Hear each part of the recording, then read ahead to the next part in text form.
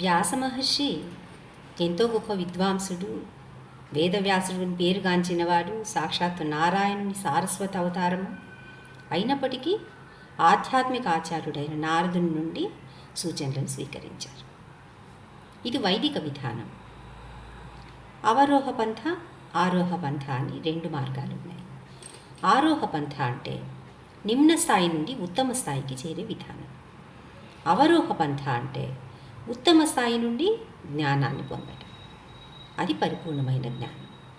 ఈ జ్ఞానాన్ని కూడా మళ్ళీ 3 రకాలుగా తీసుకోవచ్చు: ప్రత్యక్ష, ఐతిహ్య, శబ్ద. ప్రత్యక్ష అంటే నేరుగా తీసుకోవడం.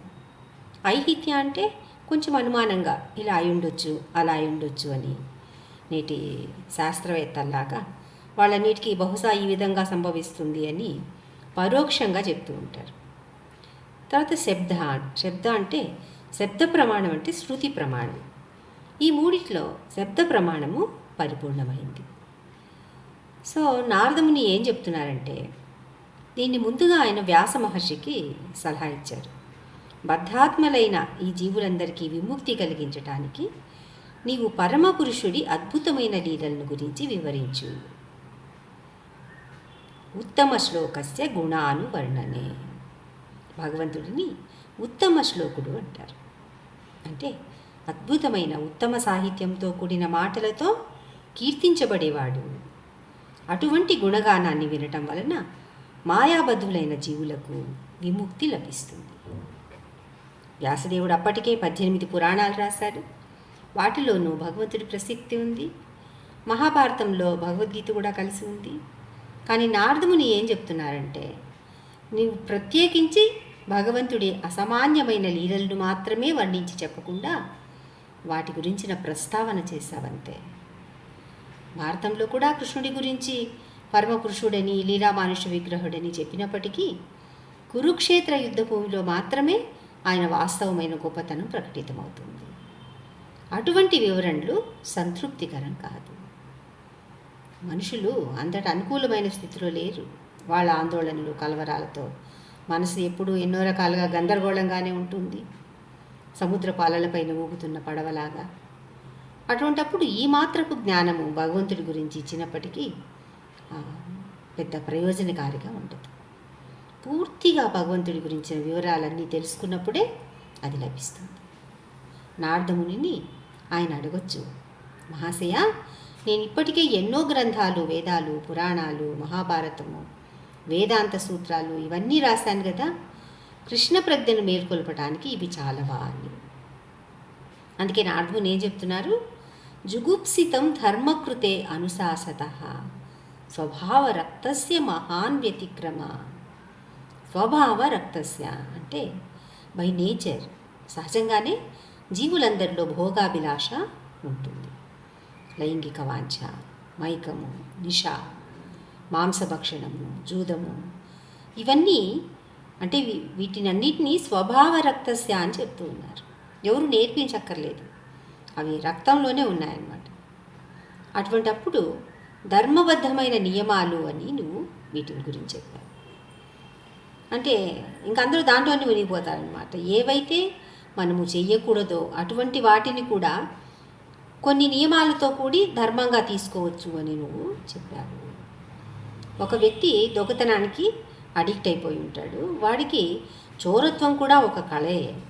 నువ్వు బాగా నిపుణత్వం సంపాదిస్తున్నావు దీంట్లో అని ఎవరైనా చెప్పారంటే ఇంకా అతను ఆ దొరలు వాటి నుంచి ఎలా బయటపడతాడు? బయటపడే సంగతి వదిలేయండి, అప్పటికే అలవాటుకు దాసులైన వాళ్ళని ధర్మం పేరుతో ప్రోత్సహించటం అవుతుంది. మహాభారతంలో కూడా అదే జరిగింది. మన దేశంలో పెళ్ళిళ్ళు ఎంతో ఖర్చుతో కూడుంటాయి. ధనవంతులైతే పర్వాలేదు, కానీ మధ్యతరగతి వాళ్ళు, చివరికి పేదవాళ్ళు కూడా వాళ్ళ శక్తికి మించి ఖర్చు పెడతారు. మాకు తెలిసిన ఒక బిజినెస్ మ్యాన్ ఉన్నాడు. ఆయన తన కూతురు పెళ్ళికి ఇక్కడే బెంగళూరులో ప్యాలెస్ గ్రౌండ్స్లో 2 కిలోమీటర్ల దూరము అంతా కార్పెట్ వేయించడము, ఆ ఓపెన్ స్టేజ్ని ₹1,00,00,000 ఖర్చు పెట్టి దాన్ని అంత ఆడంబరంగా చేశారనమాట. ఈ విధంగా డబ్బున్న వాళ్ళు రకరకాల సందర్భాలకు విచ్చలవిడిగా డబ్బు ఖర్చు పెడుతూ ఉంటారు. పుట్టినరోజులు, పెళ్లి రోజులు, ఆ రోజు ఈ రోజు అంటూ ఎంత వృధా ఖర్చు. వాళ్ళని చూసి తమకున్నా లేకపోయినా ఇంకొకరు అనుకరించటం, వీటి కోసం ఎందుకు ఇంత ఆర్భాటం? ఇవన్నీ దేనికి అంటున్నారు నారదముని. అదే పనిని మనము కృష్ణ చైతన్య పరంగా తీసుకోవచ్చు. ఏ ఉత్సవమైనా ఏ పేరుతో చేసినా భగవంతునికి అర్పించి ఆ ప్రసాదాన్ని అందరికీ పంచటం. అలా ఎంత ప్రసాద వితరణ అయినా చేయొచ్చు. నిజానికి శాస్త్రాల్లో ఉన్నదంతా విచ్చలవిడిగా అన్నీ అనుభవించమని కాదు. అసలు ఉద్దేశం ఏమిటంటే అది ఒక కట్టుబాటు, నిబంధన. ఉద్దేశం మంచిదే. అయితే విచ్చలవిడి శృంగారం, అనైతిక సంబంధాలు లేకుండా, అంటే ధర్మబద్ధమైన సెక్స్ జీవితాన్ని భార్యతో గడపటం, ఇటువంటివన్నీ మాంసభక్షణం కూడా కవేళాల్లో అంగళ్ళలో కొనుక్కుని తినకుండా, యజ్ఞం పేరుతో విచ్చలవిడి బలులు ఇవ్వకుండా, ఎప్పుడో నెలలో ఒక అమావాస్య రోజు అర్ధరాత్రి పూట కాళీకి బలి ఇచ్చి, అది కూడా మేకనో కోడినో అటువంటి చిన్న జంతువులనే కానీ ఆవులను కాదు, అప్పుడు తినాలి. తాగటం కూడా అంతే. దేవీ పూజ సంవత్సరానికి 1-2 సార్లు దేవీ పూజ సందర్భంగా మధుపానం చేస్తారు. ఈ విధంగా ప్రతిదీ నిజానికి ఒక కట్టుబాటైంది. అయినప్పటికీ నువ్వు దీన్ని ధర్మం పేరుతో ప్రోత్సహించావు. సహజంగానే మనుషుల్లో ఉన్న వాంఛలను సమర్థించినట్లయింది. అలా చేస్తే ఎంత బంధనాల్లో ఇరుక్కుంటారని నువ్వు చెప్పినప్పటికీ దాన్ని వదులుకోలేరు. అది వారి బలహీనత. ఆ విధంగా నువ్వు చేసిన పని చాలా నిందనీయంగా ఉంది, జుగూప్సితం. నువ్వు శాస్త్రాలన్నిటినీ వ్రాసిన వాడివి, జనం నీ మార్గాన్ని అనుసరిస్తారు. అటువంటి అప్పుడు నువ్వు వీటి గురించి రాయకుండా ఉండాల్సింది. చైతన్య మహాప్రభువు ఆ సమయంలో చాంద్ కాజీ అని ఒక మెజిస్ట్రేట్ ఉండేవాడు అనమాట. బహిరంగ సంకీర్తన చెయ్యకూడదు అని అతను ఆజ్ఞాపిస్తాడు. కానీ వీళ్ళంతా యథాప్రకారం సంకీర్తన చేస్తూ నేరుగా ఆ కాజీ ఇంటికే, అంటే ఆ ప్యాలెస్కి వెళ్తారనమాట. దాని ముందు రోజు ఎంతో రౌద్రంగా అందరినీ శాసించిన వ్యక్తి ఆ రోజు చాలా భయంగా వెళ్ళి ప్యాలెస్లో దాక్కుని ఉంటాడు. నిజానికి చైతన్య మహాప్రభువుకు వ్యతిరేకంగా బెంగాల్లోని పూజారి తరగతికి చెందిన బ్రాహ్మణులే ఆయన పైన ఫిర్యాదు చేస్తుంటారనమాట. ఈ అబ్బాయి హరే కృష్ణ అంటూ వీధుల్లో తిరుగుతూ అందరినీ భక్తులుగా మారిస్తే ఇంకా గుళ్ళకి ఎవరు వస్తారు, మాకు బ్రతుకుతారు ఎలాగా అని వాళ్ళు ఆలోచించుకుని అప్పట్లో బెంగాల్ని పఠాన్ కింగ్స్ రూల్ చేసేవాళ్ళు అనమాట. ఆ మెజిస్ట్రేట్ కూడా మహమ్మదీయను. అతను వీళ్ళ ఫిర్యాదు తీసుకుని పబ్లిక్ న్యూసెన్స్ చేస్తే శిక్ష పడుతుంది అని హెచ్చరిస్తాడు మొదట. అయినా వాళ్ళు మానకపోయేసరికి వాళ్ళ మృదంగాలన్నీ పగలగొట్టించడం, అటువంటి పనులన్నీ చేస్తారు. 16 ఏళ్ల యువకుడు చైతన్య మహాప్రభు నిమాయ పండితుడిగా అప్పటికే పేరు ప్రఖ్యాతులు ఉంటాయి అతనికి. వేలాది మంది జనం మృదంగాలతో పాటు దివిటీలు కూడా వెలిగించుకుని రాజభవనానికి బయలుదేరుతారు. సామాజిక అవిధేయత అంటాం కదా. అప్పటికి కాజీలో పరివర్తన కలిగి ఉంటుంది. తర్వాత అతను చైతన్య మహాప్రభుతో సంభాషిస్తాడు. నిమాయ్, నువ్వు ఇంకా బాలుడివి. మీ తాతగారిని నేను బాబా అని పిలిచేవాడిని. నువ్వు నాకు మేనల్లుడి లాంటి వాడివి. మరి మేనమామ పైన నీకు ఎందుకు కోపం? చైతన్య మహాప్రభు అంటారు, నిజమేలే, నువ్వు నాకు మామ లాంటి వాడివే. అయితే మరి నీతో మాట్లాడటానికి నేను వస్తే వెళ్ళి పైన దాక్కున్నావెందుకు? సరే కానీ మామ, తల్లిదండ్రులను చంపుకుని తినే మతము ఏం మతం నీది? ఏంటి, మేము తల్లిదండ్రులను చంపుకుని తింటున్నామా? చైతన్య మహాప్రభు అంటారు, అవును, మరి మీరు ఆవులను తింటున్నారు, అవి పాలు ఇస్తాయి కాబట్టి తల్లి లాంటివి. పాలు తాగి తల్లిని చంపేస్తారా? ఎద్దులు మనం తినడానికి అవసరమైన ఆహారాన్ని పండించడంలో సహాయపడుతున్నాయి తండ్రిలాగా. అటువంటి తండ్రిని చంపి తింటున్నారు. ఇలా చెప్పేసరికి, అంటే కాజీ కూడా పండితుడు అన్నమాట, బాగా చదువుకున్నాడు. అతను అంటాడు, గోవధ మీ వేదాల్లో కూడా సిఫార్సు చేశారు కదా అని ఎదురు ప్రశ్న వేస్తాడనమాట. అంటే వేదాల ప్రకారము యజ్ఞ సమయంలో ఇచ్చే బలిని చంపటం అనరు. అప్పుడు బలి ఇచ్చే ఆవు లేదా ఎద్దు ముసలివై ఉంటాయి. మంత్రాల ద్వారా వాటికి కొత్త జన్మనిస్తారు. వేద మంత్రాల ప్రభావం అది. ఈ కలియుగంలో అంత మంత్రశుద్ధి గల బ్రాహ్మణులు ఎవరూ లేరు వాటికి కొత్త జన్మనివ్వడానికి. అందుకే వాటన్నిటినీ కలియుగంలో నిషేధించారు. ఆ సంభాషణ జరిగిన తర్వాత కాజీ పూర్తిగా విధేయుడైపోయి తన వంశస్థులు ఎవరూ కూడా సంకీర్తన ఉద్యమానికి అడ్డు రాకూడదు అని ఒక శాసనం చేస్తారు, వాగ్దానం చేస్తారు చంద్రమహాప్రభుకి. ఆ విధంగా అందరూ తాము చేస్తున్న పనులకు ఆధారంగా శాస్త్రాలను లేదా వేదాలని చూపిస్తూ ఉన్నారు. ఇది వేదాల్లో ఉంది కదా అంటారు, శాస్త్రాల్లోనే చెప్పారు కాబట్టి శాస్త్ర సమ్మతమైందే అంటారు. అటువంటి సాహిత్యాన్ని నువ్వు రాశావు. మంత్రశుద్ధి వలన ఎటువంటి గొప్ప పనులు చేయొచ్చో నువ్వు చెప్పావు, కానీ ఎవరు ఆ పాయింట్ తీసుకోవటం లేదు. కేవలం జిహ్వ చాపల్యం, చంపి తినడం.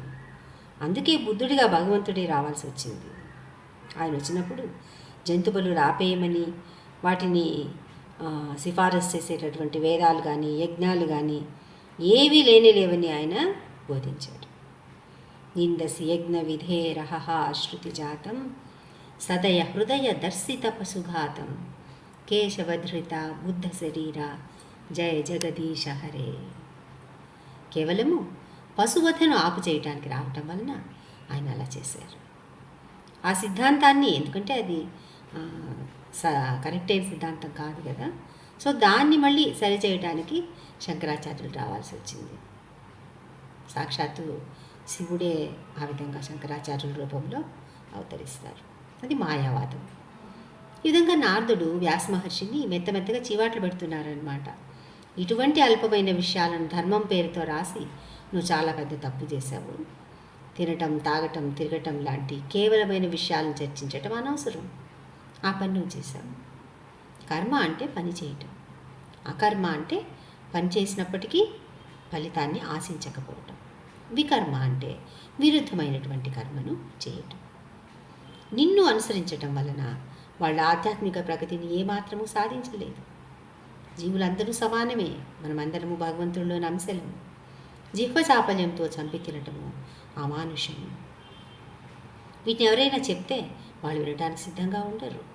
ఫిలాసఫీ మాట్లాడతారు, అర్థం లేదు ఫిలాసఫీ. ఒక ప్రాణి మరొక ప్రాణికి ఆహారమని, పెద్ద ప్రాణులు చిన్న ప్రాణులను తినటాయి, ఎవరు తినకపోతే ఇవన్నీ ఎలా పోతాయి.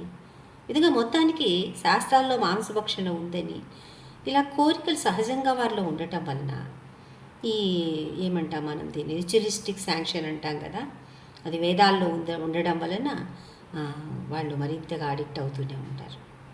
ఇంద్రియ తృప్తికి ఎప్పుడూ అంతం లేదు. రమంతే యోగిన అనంతే అని పద్మపురాణంలో చెప్పబడింది. ఎవరైతే యోగి, భక్తి యోగిగా ఉంటారో వాళ్ళు, అంటే ఆనందం అందరికీ కావాలి, ప్రాపంచికులైనా పారమార్థికులైనా అందరికీ ఆనందం కావాలి. కానీ ఆ ఆనందము తాత్కాలికమైందిగా ఉండకూడదు, శాశ్వతంగా ఉండాలి.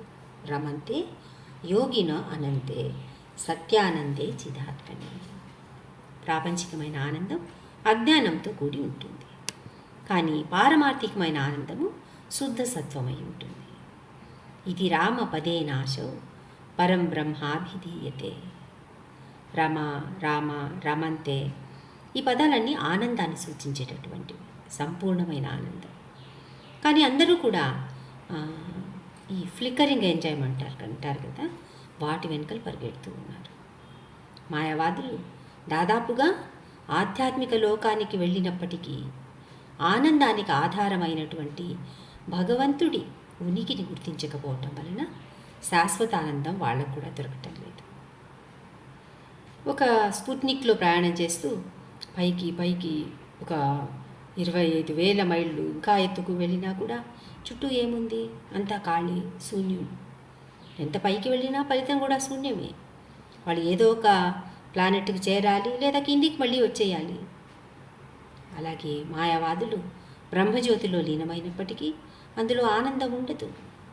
చుట్టూ కాంతి తప్ప మరొకటి లేని ఆ ఖాళీలో, ఆ శూన్యంలో ఎక్కువ కాలం ఉండలేరు కూడా, మళ్ళీ భూమిపైకి వచ్చేస్తారు. పైకి చూడటానికి భక్తుల జీవితం ఎంతో సాదాసీదాగా, కొంతమంది దృష్టిలో అది ఏమంటారు రెచ్చెడ్ అంటాం, అట్లా కూడా అనిపించవచ్చు. కానీ వాళ్ళు చేస్తున్నది ఒక తపస్సు. వాళ్ళు పొందుతున్న ఆనందంతో పోల్చితే ప్రాపంచిక ఆనందాలు, ఆడంబరాలు ఇవన్నీ చాలా అల్పమైనటువంటివి. మన భౌతిక రుగ్మతలను స్వస్థపరచుకోవటానికి వైద్యుడి సలహా తీసుకుని వాళ్ళు చెప్పింది పాటిస్తాము. అదేవిధంగా భవరోగం నుండి బయటపడడానికి గురువు ఇచ్చిన సలహాలు తీసుకోవాలి. అందువలన గురువుగా ఉన్న వ్యక్తి చాలా జాగ్రత్తగా అందరినీ నడిపించాలి. కేవలం భగవంతుడి గుణానువర్ణనలతో కూడిన భాగవతం రచించమని వ్యాస మహర్షికి నారదముని సలహా ఇస్తున్నారు. హరే కృష్ణ.